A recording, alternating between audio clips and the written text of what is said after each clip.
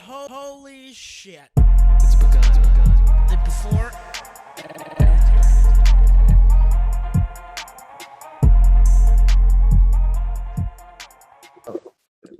What's up?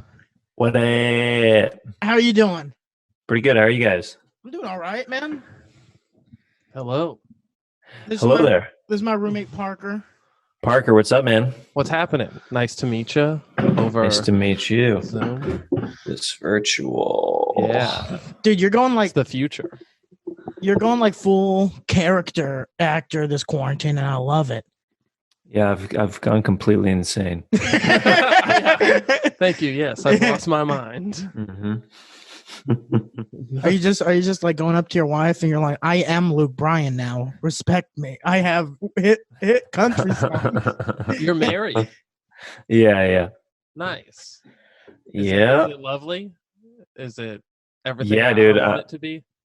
I'm super grateful to be married during quarantine. Right. Yeah. I mean, some people might be, sick of their significant others, but like, I don't know. We spend enough time apart during the day where Right. we go on our own walks and everything where it balances out well. So like by the time the night comes, we're like, oh, this is nice. I missed you. Yeah.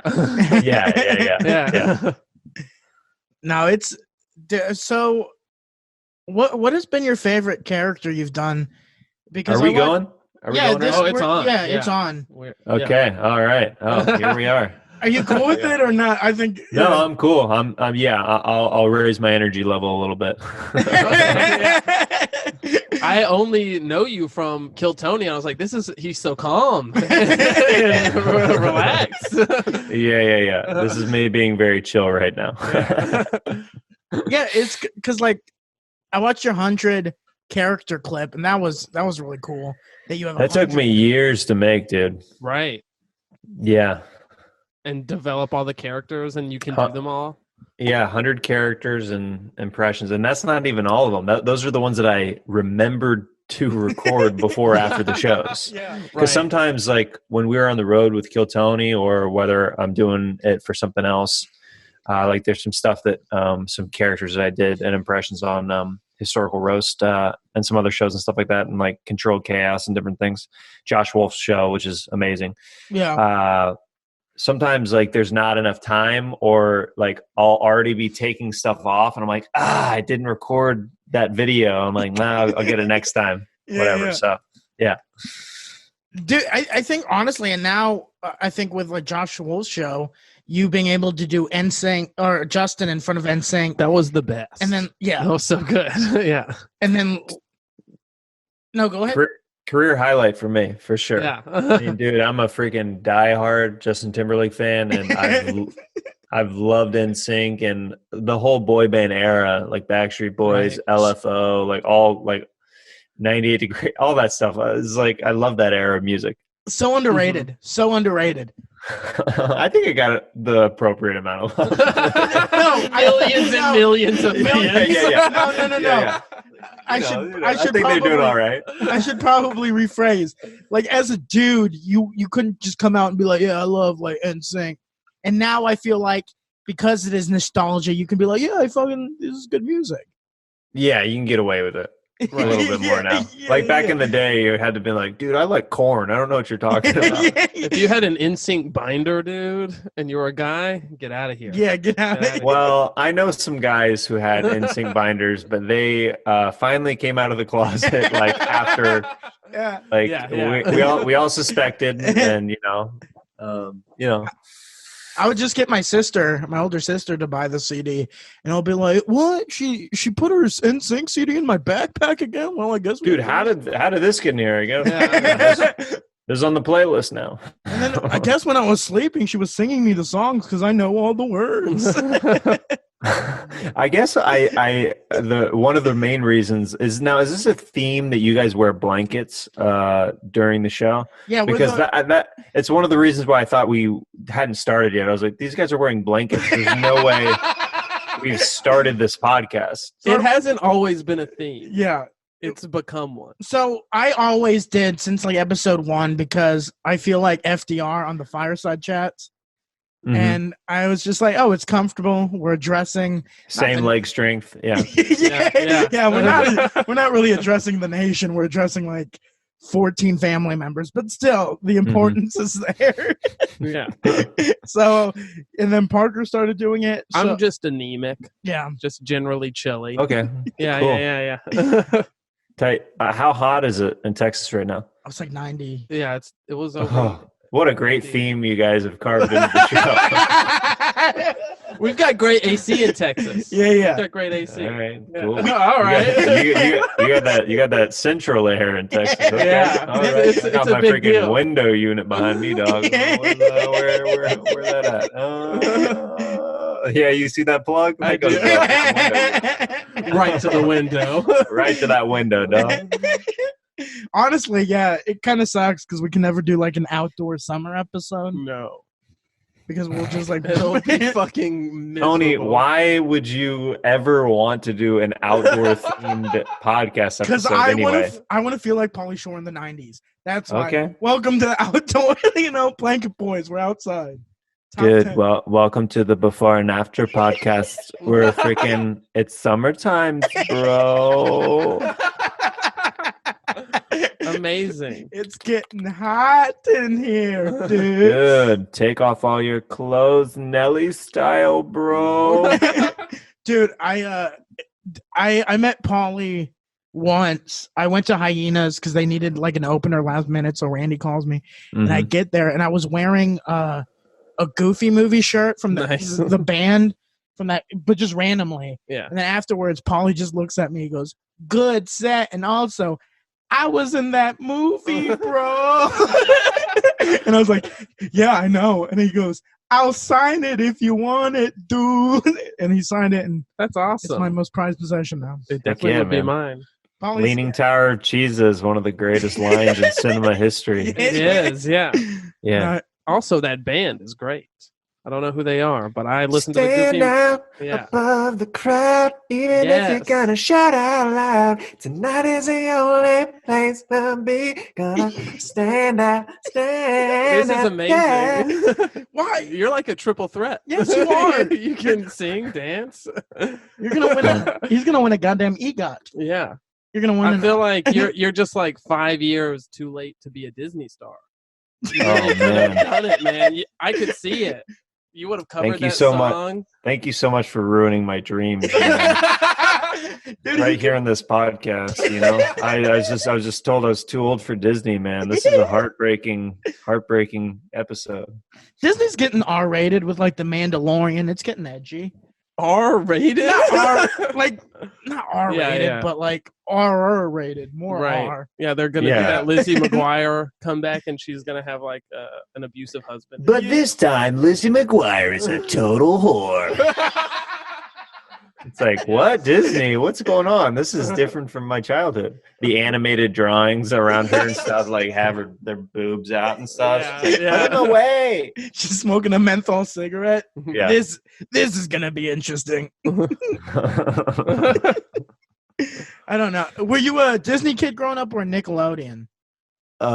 You know, for a while I didn't have either because I didn't have those channels on cable for a while until I was like older. So I didn't have a lot of those stations until anytime I'd go to Iowa, my Nana had all the channels in her Right. trailer. And we would that's where I'd watch like Even Stevens, and my sister would want to watch Lizzie McGuire and like do you remember the movie Brink? You Brink remember was- that? yes, yep. You One weren't of the in best- that movie? I wasn't in that movie. He's just looking at you. I was like, I'm certain you were in that movie. You got the hair. I know. Yeah, I mean, Yeah. I've like my hair's starting to get a little fanny. Yeah. Now that the quarantine's going on, I've got full blown pitcher hair right now. Right? Yeah. Yeah. Honestly, it's a good look, Matt. With the saxophone, you're in the And you've got the mustache. dude. Yeah, I shaved it into a mustache. I only will keep a mustache for like a day. Yeah. and then I'll as a move bit. on. Yeah. Yeah, just a bit for me and Yeah. myself. Yeah. Those are the best ones. Dude, honestly, I think you should grow it out and just become Nick Cage's understudy for the Tiger King movie.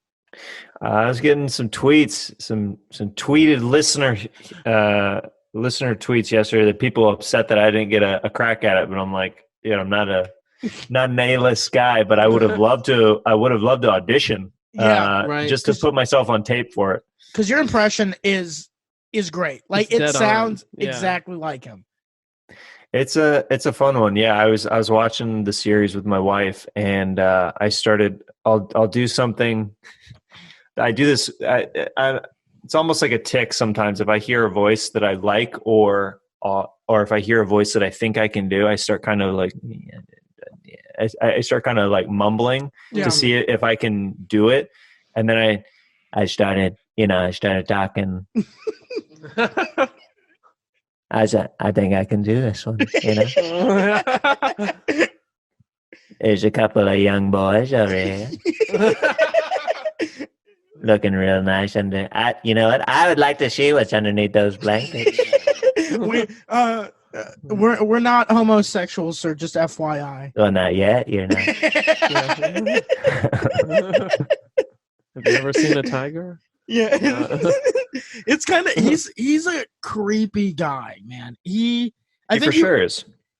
He's just a weird. Yeah, unquestionable. Honestly, though, like, I'm interested to see like what Nick Cage does with him, because I think he's gonna take him to the nth degree of berserkness. Oh yeah. And I'm excited. I'm excited to see. It'll be good. I mean, dude, Nick Cage with his just his acting style and everything, he's gonna go big with it, and he's gonna go for it. So it'll be a fun watch. Like when I saw that, I was like, that's better than a lot of options out there. They could have gone with some perfectly good looking dude who looks like Nick Cage. I think if they put him in the right makeup, he's gonna look a lot like him actually. Yeah. And people wanted Dax Shepard, and I like Dax Shepard, but it's like would have been fun. Now, yeah, I think he would have been.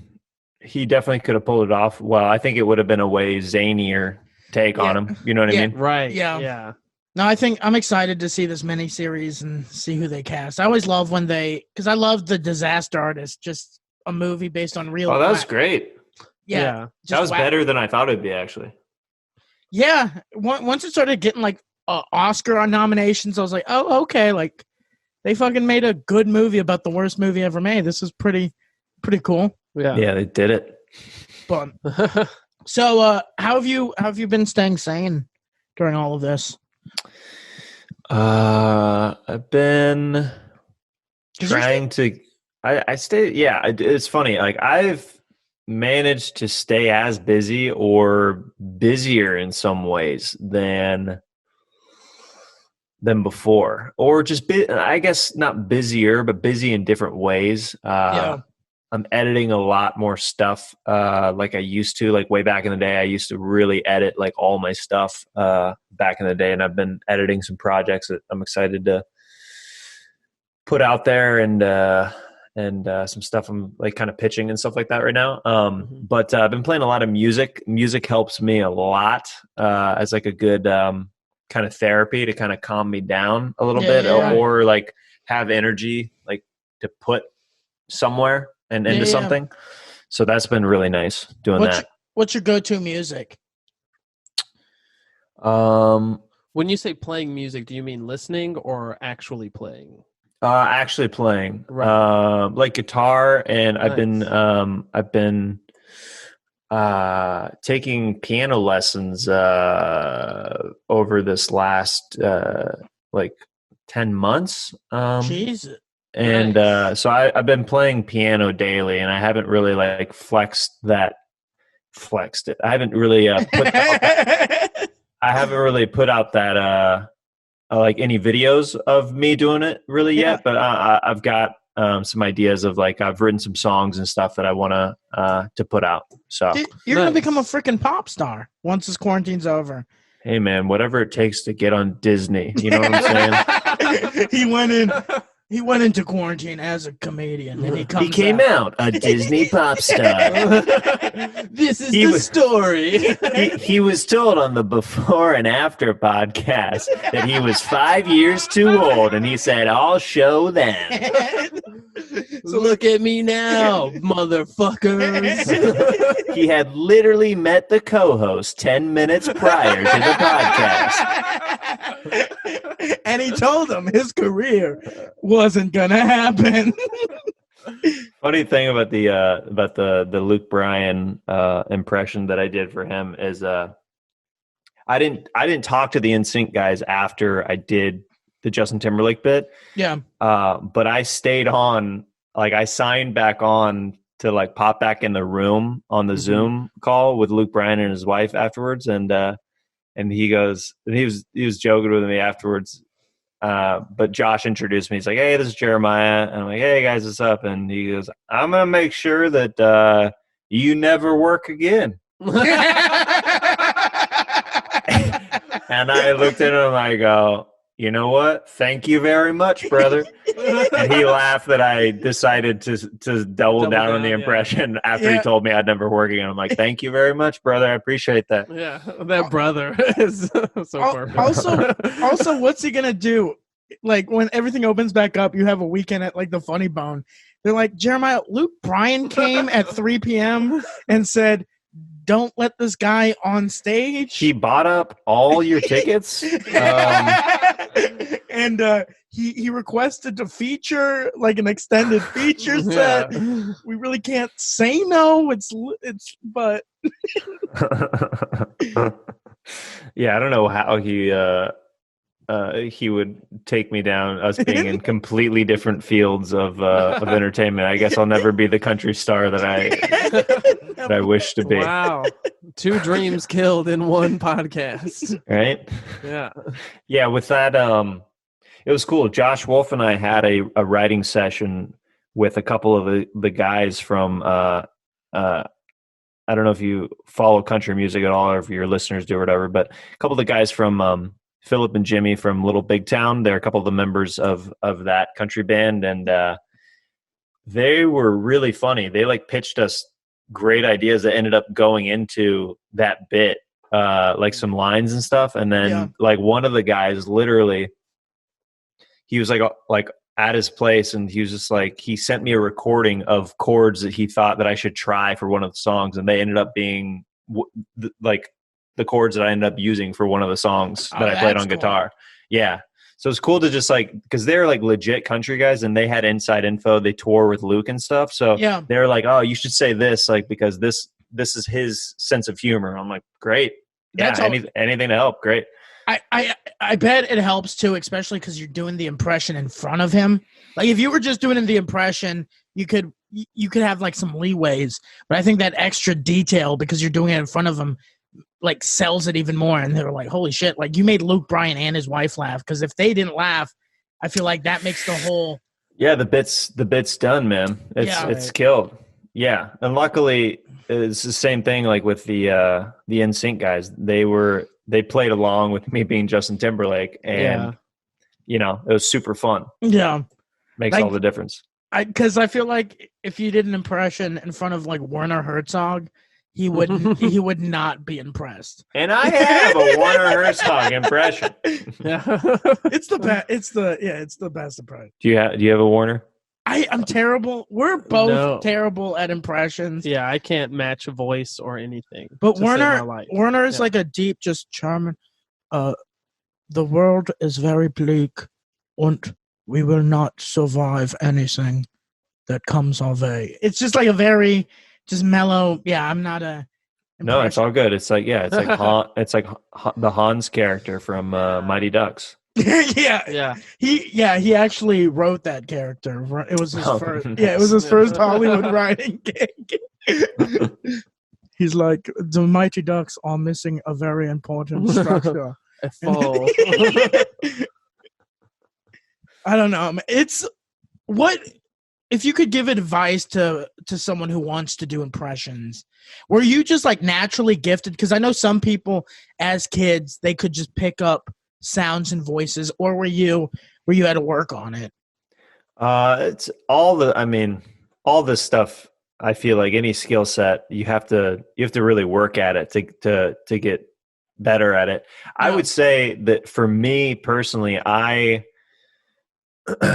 definitely, my approach is definitely more of like a Dana Carvey style of impression, where I will find a thing that somebody does, or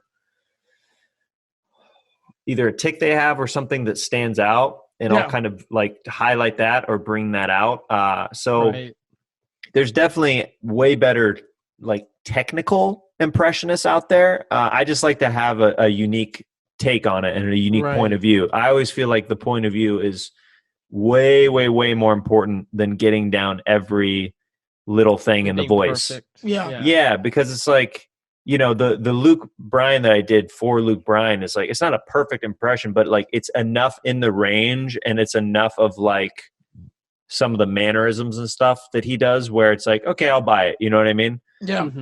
But like somebody who maybe does like voiceover as their career, some of those voiceover guys are so technically perfect with the way that they do their impressions, but they have zero point of view. So in my opinion, that doesn't matter at all if you're doing a bit. If you have the voice, that's why you see a lot of comedians go on stage and they'll say like the classic, "I'm Christopher Walken." You know what I mean? Like they have to say the name for you to even know who it is. You shouldn't have to do that. No, you shouldn't have to do that. Or you should force yourself to write around the impression, and that's where the hard part comes in, is finding out, like, knowing how to imitate somebody, like being inside their head. Like that's for me what I think. My favorite's always when they would repeat it like 3 times. Like, this is Christopher Walken going to the grocery store. Just to remind, he's Christopher Walken, grocery store. If you haven't forgotten, he's getting apples. It's Christopher in a grocery store. It's Christopher. I also think that style of impressions leads to people doing impressions of that impression instead of the person, right?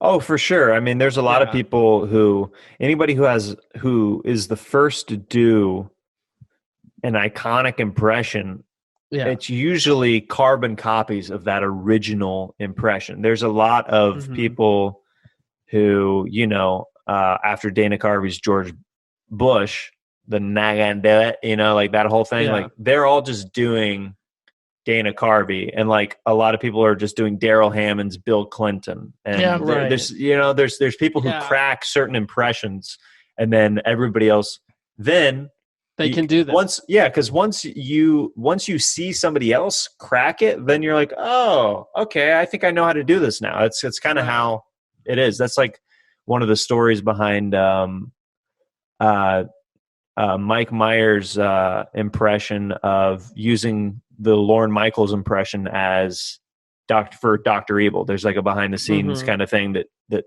it's kind of known that Dana Carvey and Mike Myers have never really talked about it because it's kind of awkward, but Dana Carvey would do Lorne Michaels around the office at SNL, and people would obviously freak out because they'd never seen anybody do a perfect Lorne like that. And then Mike kind of used that as the Dr. Evil voice.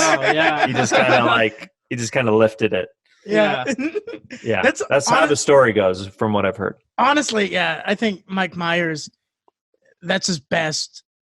The Austin Powers movie. It's so good, man. Just Fat Bastard. You get Dr. Evil. You get Austin Powers. All those like minor characters. It's just like he's the best, man. I would definitely love if he did a fourth. That'd be pretty great. I know they talked about it forever ago, but yeah. He just needs, and Scotty Evil needs to come back. He's the best. Like, it's just, and it holds up, man. I watched all 3 the other week, and they all hold up. Was he the writer of those? Like he wrote I think he wrote, or he was like, he helped write it. Like it was his idea and stuff. So would you quarantine ends, like Disney comes up to you and they're like, hey, we're trying to make a movie, character base. Brink 2. Yes. Brink 2, fully loaded. Brink 2, the Brinkening. All 4 characters. No, would you want to take up that challenge of playing a movie where you're all main characters, kind of like what Eddie Murphy did or what Mike Myers did? Raven Simone. Raven Simone. The comedy gods. The Mount Rushmore of my favorite comedians. Raven Simone, Eddie Murphy. Mike Myers. In that order. I would love to do a project like that where I got to play multiple characters. Even if it's not all the main characters, just like little cameos. They used to do that a lot more in movies. I think that it's really easy for people to find that hacky if it's not done right. It has to be done really well. Otherwise, right away, people are like, ugh, this is cringy. Yeah. I mean, I would love to take a stab at that. Why not? Yeah. It'd be so cool. Because I remember first time seeing like Nutty Professor and you and that so the dinner table scene, and you're like, I didn't even know, like, one of the uncles, the makeup was so thick and the voice was so different. I was like, oh, that's not even Eddie Murphy. I know. And then you're like, oh, that was Eddie Murphy. Like, they were all Eddie. Dude, that's what I kind of miss is, people say maybe it's hacky or whatever, but it was like, it was fun seeing it. It was fun seeing just comedic actors just making a fool and being just silly for an hour and a half. And I get people want to see smarter comedies, but sometimes I just want to see a silly, dumb comedy about a fat professor who's dealing with his skinny self and he just farts for an hour and a half. You know? Yeah, I mean, I definitely miss that silly style of comedy, and I hope that, that genre kind of opens back up, because that's a big part of the 90s. Like, the comedies were just so much more outrageous. There hasn't been anything even remotely close to something like an Ace Ventura since then. Right. Yeah. Yeah. I mean, they tried to do some of those character movies maybe 5-10 years ago, but nothing recently where it's like a character centered around a character for an entire film. So I hope that style returns for sure. That'd be awesome. I think also when comedy comes back, because I know Addison, they did one show this past Friday at 25% capacity, and it was like a showcase show. Did you go to check it out? I didn't go check it out, but I'm on this week's. I'm doing this week's 2 shows. Oh, wow. So and it's Are they making the people wear masks inside? They have an option. So the comics get their own mics. Each comic gets a mic. They check the temperature of all the staff, all the comics, all the people coming in, and the guests get to choose to wear a mask. You can only sit at a table with your party. You're not going to sit with anybody else. And they said it ran really well, and people were really excited to be there. They just shut off. They they put curtains around everybody, so the room felt smaller. And my buddy who went, he said the comic who did the best was the comic who's just pure silly. Like, he doesn't try to go up there and make social statements. He's just – I think you've met him before when you came with Kill Tony Pong Dong. Oh, he's great, man. Yeah. And he's just he's super funny. And he's just pure silly. And I think after all this is done, I think that's what people are going to want again, is just that pure just silliness, because after going through a hardship for 3 months, they're just going to want fucking, just dumb, silly comedy. And I'm excited for that. Heck yeah, man. I've been training. I've been farting. I've been farting in public ever since I was born. Pretty much. I literally just posted a fart video on Instagram today. Me fart, dude. It's so dumb. I did it on Kill Tony last night. I farted into the mic, and it's just Tony reacting like, Jesus, why are you and it made me cry laughing watching it back, because I didn't know that I farted so perfectly into the mic where it's so loud.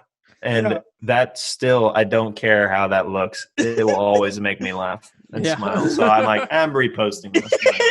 You have relatives back in Kansas. We want to see what Jeremiah is doing in Hollywood. Well, he's still farting, and he's actually getting views and likes for it. Yeah. You know, that's what I told him before he moved. Don't let the city change you, and he hasn't. He hasn't.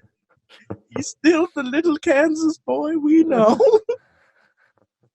I have a question. Because we talked about it a little bit when we were working together in San Antonio.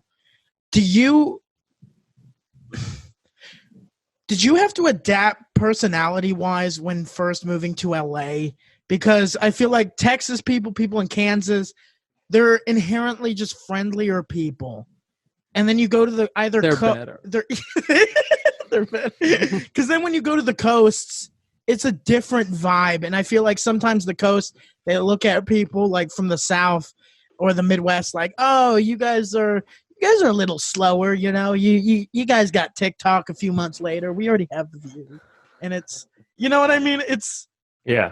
I definitely had to shift some things over the years when I moved from Kansas to LA, because I was a little bit too nice, which I found out is a thing that is not a strong suit in this industry, because you can be taken advantage of and kind of stepped on a little bit. And I think that I'm still, even at times, trying to get rid of some of that a little bit, because you got to be a little bit more to the point with some people. Otherwise, it's just like if somebody senses that you're too nice, they almost see that as like an ignorance, which is unfortunate, which is kind of a sad reality. Than people. It's terrible. Like embracing it. Yeah. Yeah. Rather than be like, wow, this guy's super nice, which people do for the most part, but they're still like, I don't know. Like I was, I had to break being overly polite, because there's going to be a guy, like if you are trying to get stage time or whatever, who, if you're the guy who is maybe asking for a spot or whatever, and is just like, hey, well, at first I was too nice where I would never ask for anything. It's like when people will just knock on my door, you know what I mean? Right. And you have to kind of break that habit, because there's somebody who's less talented than you, who's more persistent, that's going to get the job over you every single time if you are too nice. And that's the sad reality of things. But it's kind of been good lessons over the years. It's like if you want something, you have to be aggressive to a point, not annoying, but kind of aggressive in showing what you want. And that's something that I had to learn over the years of being transplanting from Kansas to LA. Is that a hard line to walk, aggressive versus annoying? Oh, absolutely. People fail at being annoying all the time in LA. Yeah. You know?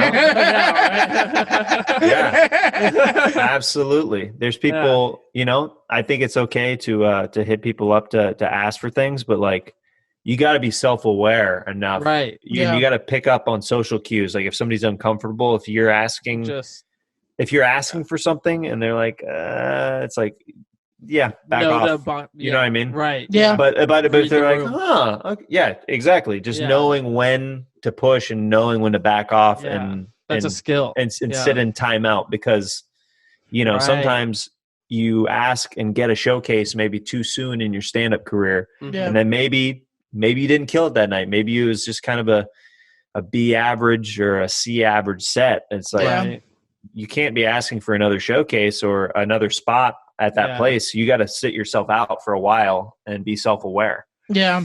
Right. It's one of those things too, because I learned that early on, where it's like it's okay to ask a comic for like opinions or like a favor if they can give it, if you built that relationship up front. Because I had a buddy who he worked with a headliner, but like there's some weekends you just don't like bond with the headliner, and that's fine. You don't like argue or you don't fight. You guys just don't click. And he's like, dude, I sent him like 4 text messages saying if you would maybe take me on the road with him. He hasn't responded back. And I was like, you should have stopped after the first one. Yeah. It's like, it's okay to send the first one, But if it doesn't get back to you, it's like an L, and then you just move on, right? And it's fine. And it's, I think it's one of those. You can't take it personally. Yeah. Like Tony asked me 9 times to do this podcast. 19. And on the 18th time, I was like, this guy's got gumption. He's got get up and go. Let's do it. You know what I mean? And he sent chocolate. He had chocolates delivered to my place in between the times where I ghosted him. And it was a beautiful. He got a beautiful gesture. He really changed my mind. He got a new phone.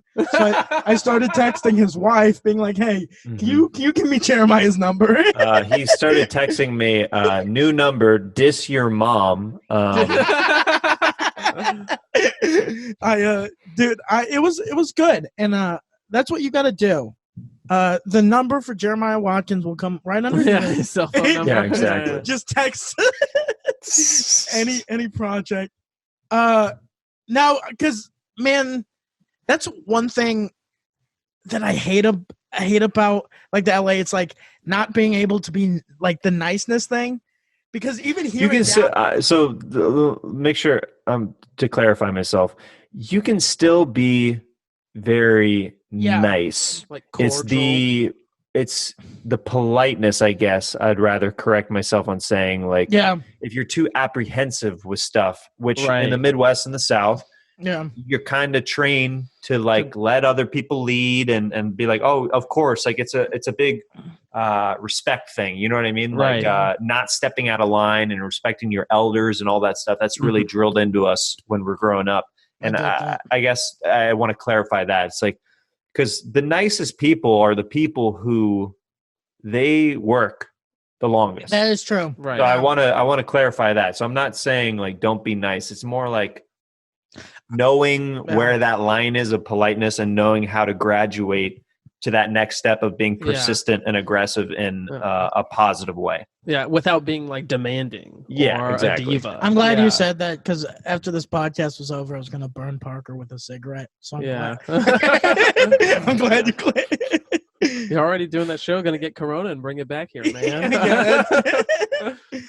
No, okay, so we were wondering if for the last 5-10 minutes, if because we know you have a connection with the President of the United States. We know you met him before, and you guys became really good friends. Yeah, I went to the White House one time, and we've kind of stayed in touch since then. And we were wondering if we could call the president and just. I know he has a certain amount of questions we can ask. There's certain topics we can't touch. If we can just talk to the president. Yeah, I can try to get him on right now. Okay, dude, I appreciate you. And Jeremiah, thanks for being on. Do you have anything you would like to plug? Any? I'm at Jeremiah's stand-up on social media. Hit me up there across all those platforms. JeremiahWatkins.com. I got podcasts, lots of shows and clips and stuff like that. One of my clips that's on Instagram, Mr. Tony Casillas edited for me, and that has my highest amount of views for stand-up on my Insta. So there you go. What can I say? Dude. I have my following for stand-up is 0, but my following for my editing work is humongous. You've got a future in subtitling, kid. When I watched Parasite, man, 6 months ago, I watched Parasite, and I saw those subtitles, and I just said, how can I do this? And I can do it better. Yeah. I'm going to add yellow font with a white outline, and it's just going to pop. It's going to. But yeah, so go follow Jeremiah. He is one of the funniest comics I've had the pleasure of working with. He's a unique comic where he brings music, impressions, gymnastics to, it's just like it's a fun hour of comedy watching Jeremiah. So when the world goes back to normal, make sure to go check him out, because you will not regret it. So thank you again, Jeremiah. Thanks for having me, guys. Appreciate it. Thank you. Bloop. Okay. You did not. Oh. Yeah, because we're doing the. We're doing the. It's an impression. Yeah, we're gonna. Okay. So in this part, No, dude, I'm calling the president right now. Fuck yes. Good. Yeah. Yes. I've got a book called "It's Even Worse Than It Looks." I'm just gonna read it out loud to him. Okay.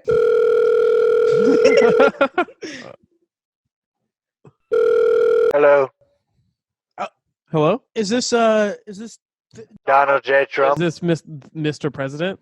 Yes, Mr. Nice. President. How are you this fine evening?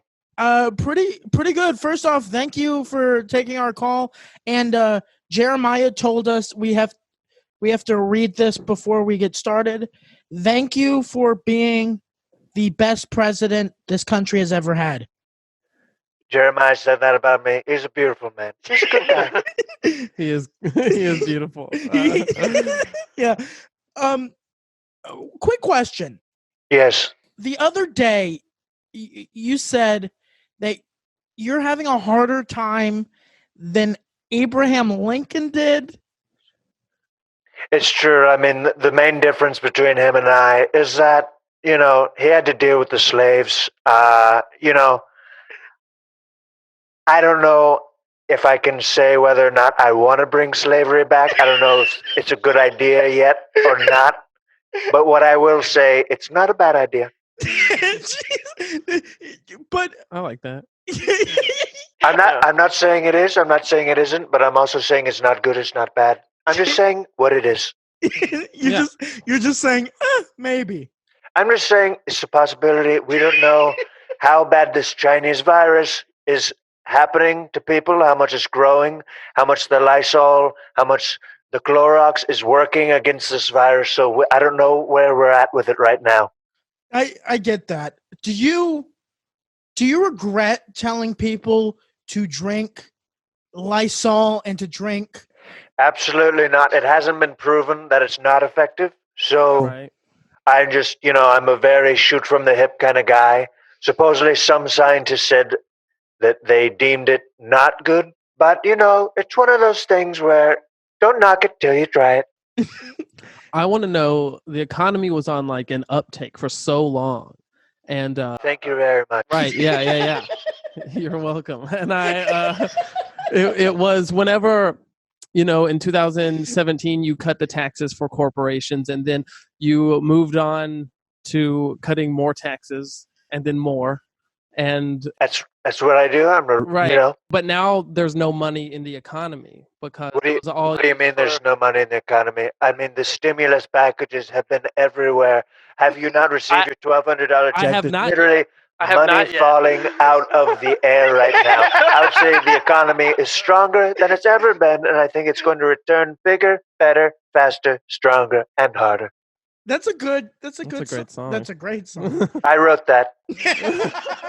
I sent that to Kanye West, and I was like, I've got some lyrics for you, okay? Y'all are best friends, you and Kanye, right? Yeah. Love him. He's one of the good ones, I'll tell you that much. Yeah. So, Don, can I call you Don? I mean, no, but continue. Mr. President, you, I would say, don't have a great relationship with the media. If you could decide, what would be the perfect media in your perspective? The perfect way they run, the perfect way they operate? I mean, there's some networks out there that I have a fantastic relationship with, okay? The Fox News, they get me. I think that we need to construct a channel that just runs Fox News, and I think we'll be okay. You know what I mean? I think these other news outlets, you get one bad egg, they ruin the whole batch. Yeah. It's a mess, If we could get Fox just syndicated on every single CNN out there, every single C-SPAN, I think we'd be in a much better boat than where we're at right now. I agree. Yeah, I could see that. Yeah, I like. But But did the media tell you Government news. that we don't have a good relationship? I always thought we had a good relationship. I mean, I can call the media and tell them that we have a good relationship if that's what you are implying. But the media does not like you. I that's think not what I've heard. I've heard that they love me, they cherish me. and they can't wait to write love songs about me and hail me in the future. Yeah, Hail me in the future. Honestly, I feel like your relationship with CNN is kind of like those old movies of like the dude bullying the girl in high school, but at the end they fall in love. I think the relationship could blossom towards the end of your presidency. Listen, the way I look at it, CNN is just playing hard to get with me right now. Okay, they're putting things out there that they say that they don't like about me. Deep down inside, they want it in them. Okay, they want a little bit of tip from the Donald J Trump. So are you saying you have a little tip? No. Huge tip. Huge. Yeah. CNN just wants a little amount. Oh, yeah, because they can't take the. There's so much besmoldering in my crotch area that they couldn't handle any more than just the tip, is what I'm trying to say. I have I think 2 more questions, and then we'll let you go. First one. Is this podcast called Guys with Glasses? What am I on? It's called the Before and After podcast, and we are the like before and after. Like you're the before weight on the left, and he's the after weight on the right with the glasses. Is that what you're saying? It was his joke. Actually, he's the before, and I'm the after. It's of depression. Oh, like he's quarantine day 1, and you're quarantine day 40. I get it. It's tremendous. Yes, sir. So Kim Jong-un, he apparently last week passed away, but then now pictures came out that he's okay. Yeah. Was that an emotional roller coaster finding out that your friend might have passed away? I knew all along. I've actually died 7 times, and I've been replaced many times throughout the presidency. It's a very normal thing that happens. I like to put out body doubles, go on vacation, play a little golf, go to Mar-a-Lago, go to islands, different places like that. So it's very common practice. I knew as soon as they put out in the media, which I contacted, that that he was not actually dead. I was actually texting with him. He was sending me TikToks that were hilarious. So you guys communicate through TikTok? He sends me the funniest little Asian TikToks I've ever seen. Do you think you guys would ever do like a TikTok dance together? I mean, perhaps, I think that would be groundbreaking for the United States and North Korea. Honestly, I think that might get you the re-election, because you would hit it. I'm getting it. I mean, this thing's in the bag. Have you seen who I'm running against? I mean, it is absolutely pathetic. I agree. Yeah, he's not the strongest candidate. I feel like just a part of me feels like the DNC kind of likes you, because they keep on just handing you. Listen, I don't know how many more times I have to tell you this, Mr. Tonicus. People love me, okay? At the next press conference that I'm holding, I'm going to challenge Joe Biden to an arm wrestling contest. I'm going to beat him, and it's going to be done. Yeah. There's not even going to be for an election, because I'm going to ruin his clavicle. Don't hurt him too much. He feels old and brittle, Don't hurt him. Like, I don't want to see that much violence. I can't make any promises. I'm a very, very strong man. You are a very strong and powerful man. And this is the last question. And again, thank you for coming on, Mr. President. What is the first thing you're gonna do once you're done being the president of the United States? Probably take a dump in the White House, leave it for the next president to clean up, to figure out what kind of mess I left them with. And also to represent, is this a literal mess that I'm leaving behind, or is it a figurative mess? I don't know. It's up for your interpretation. Okay. He's an artist. He's an artist. I'm more complex than the media would say. Yeah. You are a very complex human being. And it's an understatement. I'm complex. I own complexes. I'm a very complex man. We appreciate you coming on, sir. Yes, we're sure you're very busy. Actually, if you guys want to go Joe Rogan style with me right now, I've got 3 hours to kill. I've absolutely got nothing important to run in the country right now. That is true. Yeah, nothing's going on. Yeah, everything's going great right now. But yes, I've got to go. I'm almost done taking a dump in the toilet. It's been nice talking to you guys. Thank you, Mr. President. Stay safe and get the economy, get this shit figured out. Yeah, good luck. Yeah. All right, eat a Tide Pod, kids. Goodbye. Bye. Thanks, Jeremiah. You got it, guys. Dude, that was amazing.